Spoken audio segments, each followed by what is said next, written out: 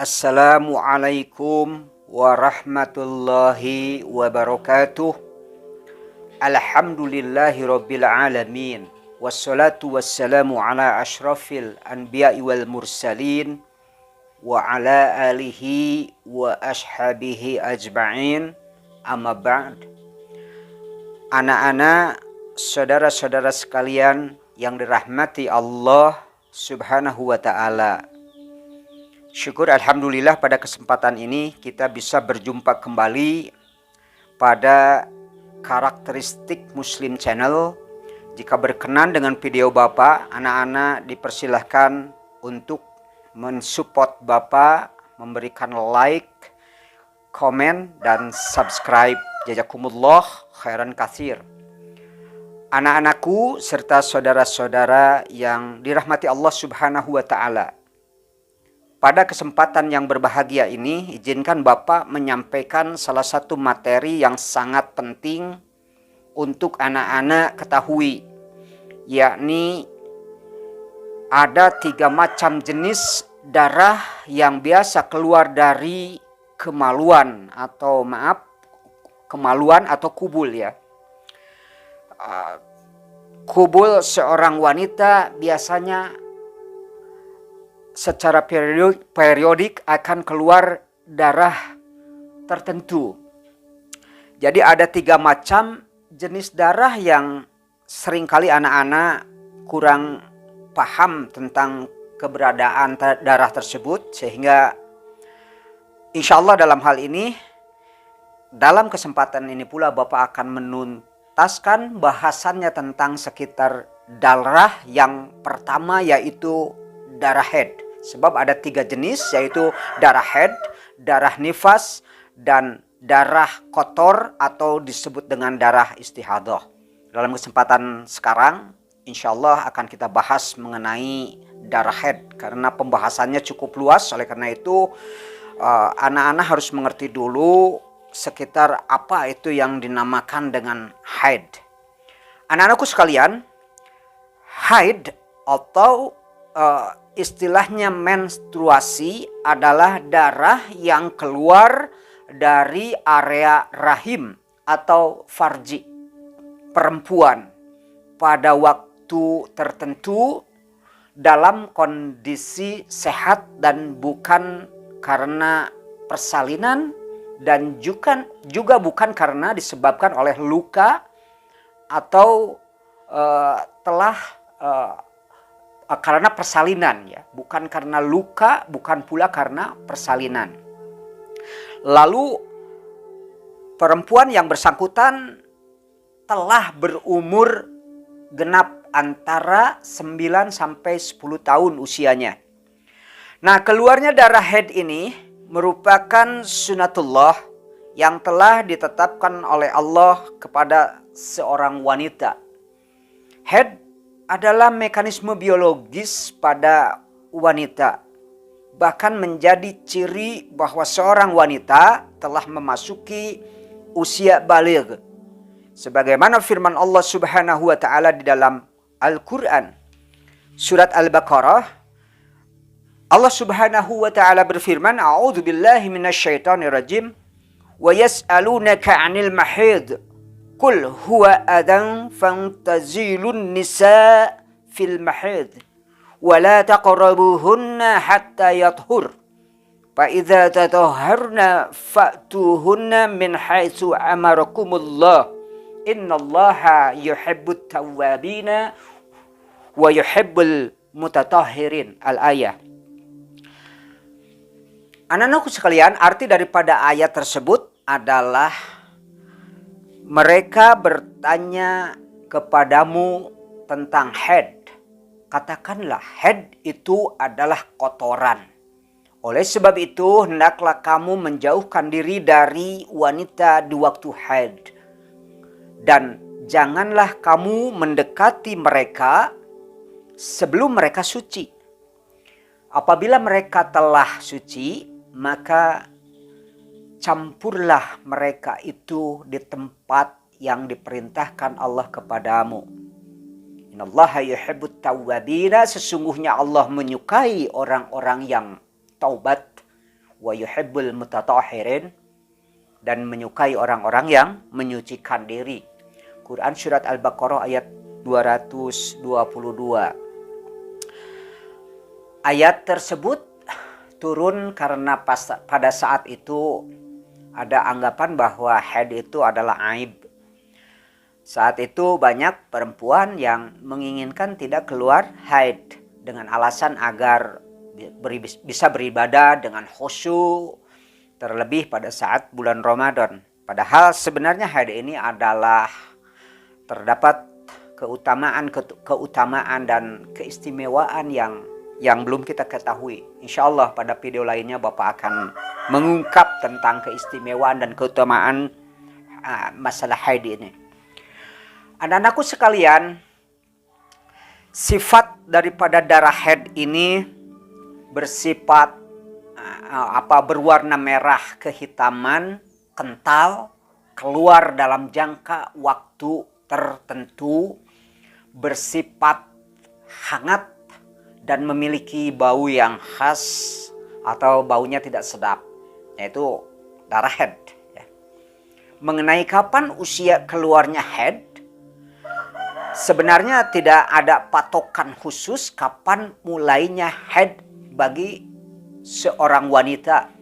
Akan tetapi biasanya jika anak perempuan mulai menginjak usia 9 atau 10 hingga rentang sampai 17 tahun, dimulai masa haid itu adalah ketika usia 9 atau 10 tahun sampai usia 17 tahun. Nah, masa keluarnya haid atau menstruasi ini adalah sebagai tanda seorang wanita telah menginjak usia baligh dan dalam istilah Islam sebagai masa mukallaf, ya, disebut sebagai mukallaf. Apa itu mukallaf? Yaitu orang yang sudah terkena taklif, terkena kewajiban menjalankan syariat Islam. Dan masa berakhirnya haid kapan? Nah, itu disebut sebagai masa menopause, ya, menopause, yaitu masa berakhirnya siklus haid atau menstruasi. Biasanya terjadi pada saat wanita memasuki usia 45 sampai 55 tahun. Artinya apabila darah itu keluar dari farji seorang perempuan belum genap umur mencapai 9-10 tahun hingga usia 15 tahun, darah itu dapat dipastikan bukan darah haid. Nah, lamanya haid ini atau lamanya menstruasi yang normal berlangsung antara 3 sampai 7 hari. Ini lama keluarnya, ya. Lamanya keluarnya haid itu yang normal antara 3 sampai 7 hari. Kurang dari 3 terlalu cepat, ya. Misalkan 2 hari, 1 hari sudah keluar, itu terlalu cepat. Namun ada yang hanya 2 hari saja. Nah, terlalu cepat ini memang. Sampai 1 minggu.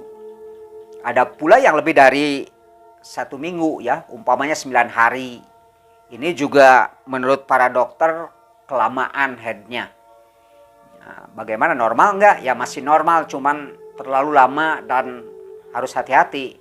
Kira-kira apa yang membuat lama itu? Tapi kalau menurut kebiasaan 9 hari, anak-anak nggak usah khawatir bahwa ini masih batas-batas yang normal. Jadi lamanya haid antara 3 sampai 7 atau 9 hari. Batasan dari dokter ini, ya, ini menurut ahli medis, ya. Namun batasan menurut jumhur ulama berbeda juga, terutama datang dari kalangan mazhab Syafi'i, Imam Maliki, mazhab Hambali, ya, bahwa batas maksimal haid adalah 15 hari. Jadi lebih lama lagi dari batasan para dokter, ya. 15 hari masih dibilang masa haid. Sedangkan menurut Imam Hanafi lebih singkat lagi, yaitu 10 hari, ya, 10 hari saja. Nah, sedangkan siklus datangnya menstruasi yang normal rata-rata terjadi setiap 21 sampai 35 hari. Dan darah yang keluar itu biasanya darah akan dikatakan haid apabila keluarnya pada jam-jam tertentu secara terputus-putus. Jika jam-jam keluarnya darah tadi disatukan, diakumulasikan, waktunya bisa mencapai genap sehari semalamnya itu 24 jam. Umpamanya anak-anak pada tanggal 1 ya, keluar darah haid 4 jam. Lalu tanggal 2, tanggal 3 bersih lagi, tidak keluar lagi. Tanggal 4-nya keluar lagi. Tapi selama 6 jam. Jadi kalau dijumlahkan jadi 10 jam kan. Lalu tanggal 5, 6, 7, 8 tidak keluar lagi. Jangan kecewa atau jangan merasa ketakutan nih. Walaupun tanggal 3, tanggal 5, 6, 7, 8 tidak keluar lagi. Tanggal 9 tidak keluar lagi. Tanggal 10-nya itu keluar lagi selama 5 jam misalkan. Jadi yang tadi 10 jam dijumlahkan menjadi ditambah 5 jadi 15 jam. Lalu tanggal 11-nya turun lagi 1 jam. Jadi 16 jam ya, 16 jam. Jadi kalau 16 jam keluar ini belum 24 jam ini. Tapi keluar lagi misalkan tanggal 12-nya menjadi jumlahnya menjadi 26 jam misalkan. Nah, itu dapat dikatakan darah haid karena keluar sampai tanggal 12 itu belum mencapai sampai tanggal 15 ya. Jadi masih tentang waktu masa haid. Jadi normal-normal saja dan itu merupakan darah haid ya. Nah, sekarang mengenai sifat darah itu, sifat darahnya sendiri disifati dengan darah berwarna merah kehitaman. Ciri haid ya. Ciri darah haid itu warna darahnya merah kehitaman, menggumpal atau kental. Tapi tidak kayak seperti gel ya, terlalu kental gitu ya. Namun ada bau yang sifatnya khas dan sangat menyengat ya. Mengenai warna darah haid, tiap-tiap perempuan bisa berbeda-beda. Para dokter menjelaskan sampai 7 warna darah haid. Dan tiap-tiap warna darah, kata dokter, menggambarkan sebuah perbedaan kondisi rahim masing-masing orang atau wanita berbeda. Kalau pada awal keluar biasa kehitaman, hitam pekat, hari-hari berikutnya berubah menjadi merah terang, itu nggak jadi masalah. Ya, bahkan agak kekuning-kuningan selanjutnya dan tidak jadi masalah karena tergantung kepada pengaruh sifat hormonal yang ada dalam tubuh seorang wanita. Anak-anakku sekalian, nah kalau mengenai banyaknya darah Pak, berapa liter, berapa kilo gitu ya, berapa galon, nauzubillahimindzalik ya. Banyaknya darah haid itu sedikit-sedikit ya, keluar 10 sampai 80 cc per hari ya, jadi nggak banyak.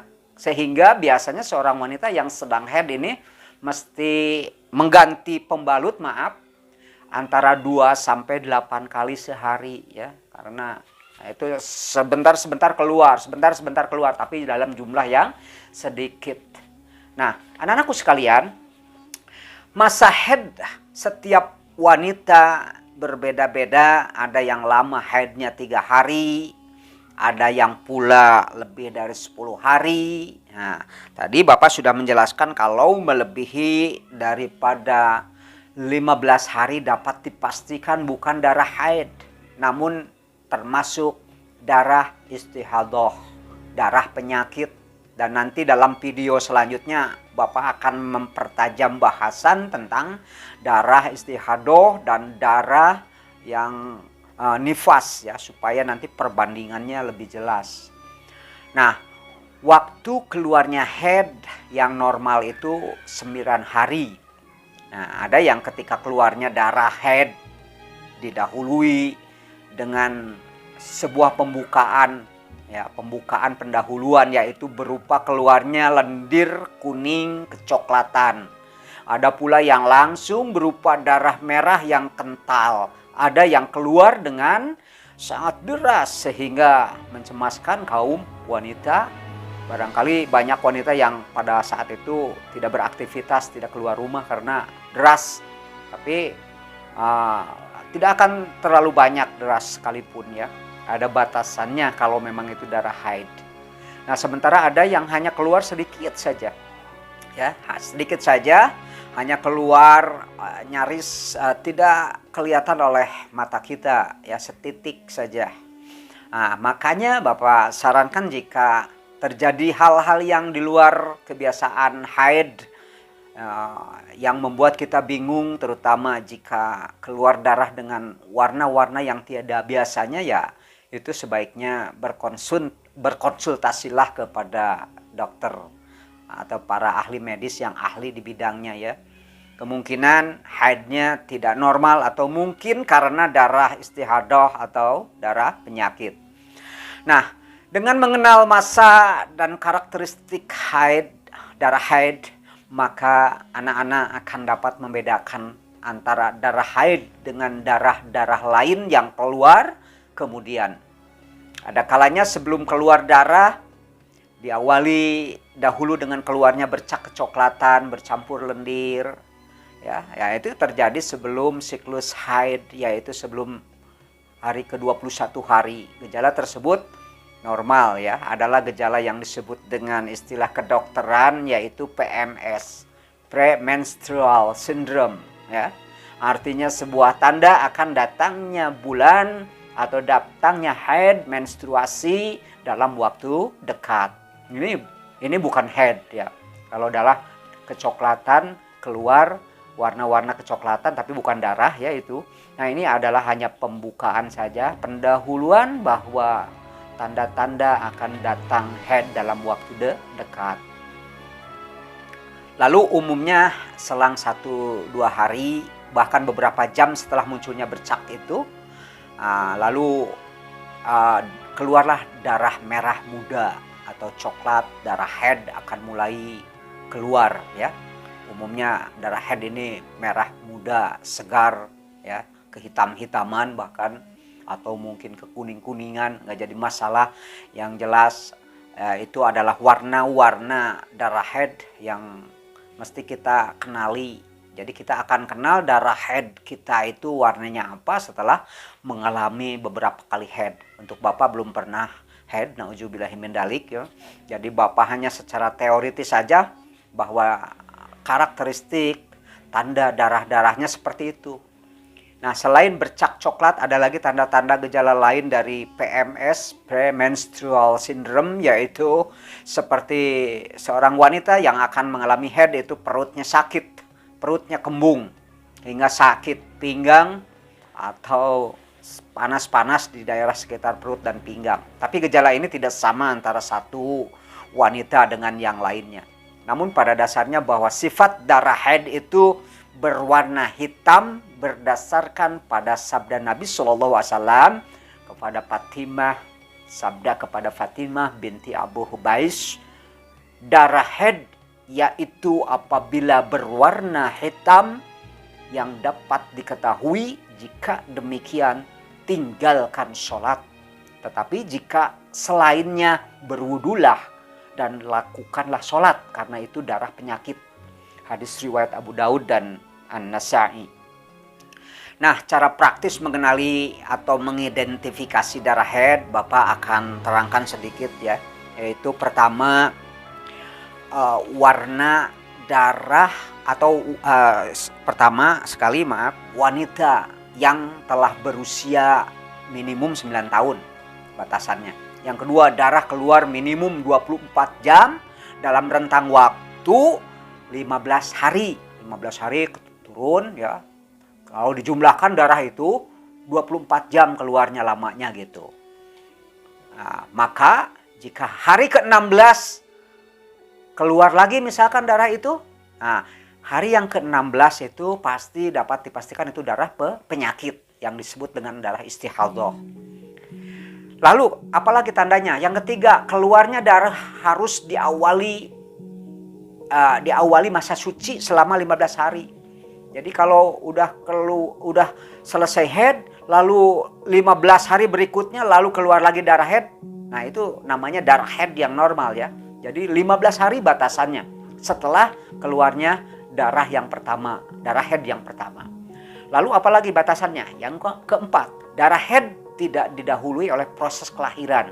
Jadi bukan merupakan darah kelahiran darah haid itu. Nanti hubungannya darah kelahiran itu dengan darah nifas dan darah istihadah nanti yang akan diterangkan ya.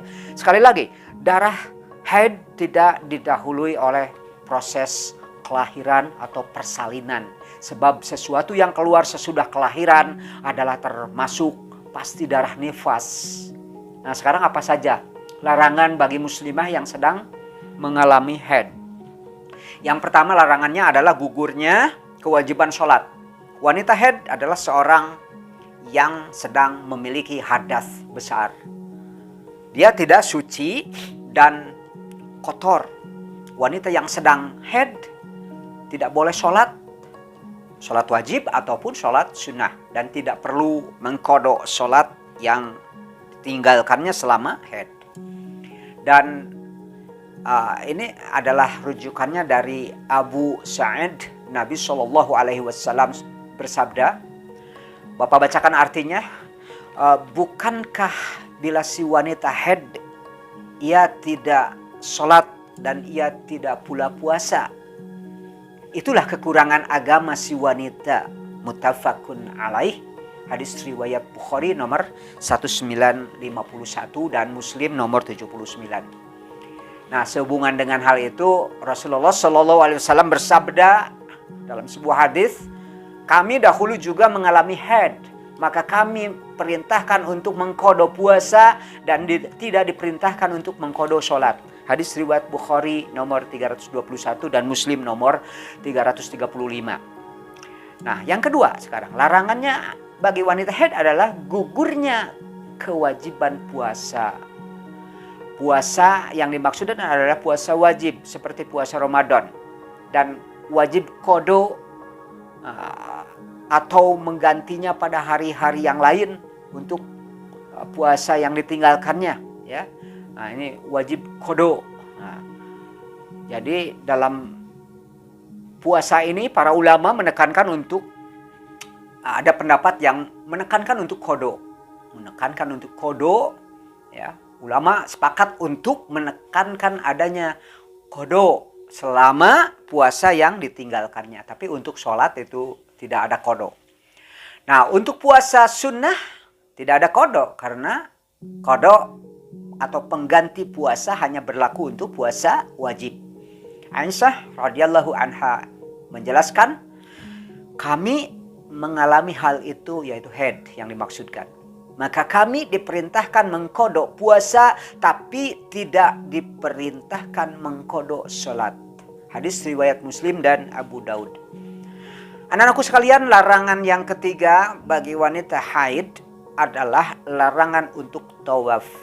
Tawaf ialah rukun ibadah haji yang sangat penting, yakni mengelilingi Ka'bah sebanyak 7 kali. Rasulullah SAW bersabda kepada Aisyah ketika sedang melaksanakan haji, tetapi pada saat itu pula haid datang.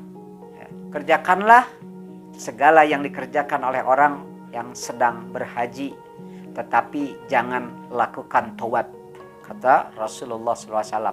Hadis ini adalah hadis riwayat Bukhari dan Muslim. Anak-anakku, yang keempat larangan untuk wanita haid adalah larangan berhubungan badan atau disebut dengan jima. Allah Subhanahu wa taala berfirman, mereka bertanya kepadamu tentang haid, katakanlah haid itu adalah kotor. Oleh sebab itu hendaklah kamu menjauhkan diri dari wanita di waktu haid. Dan janganlah kamu mendekati mereka sebelum mereka suci.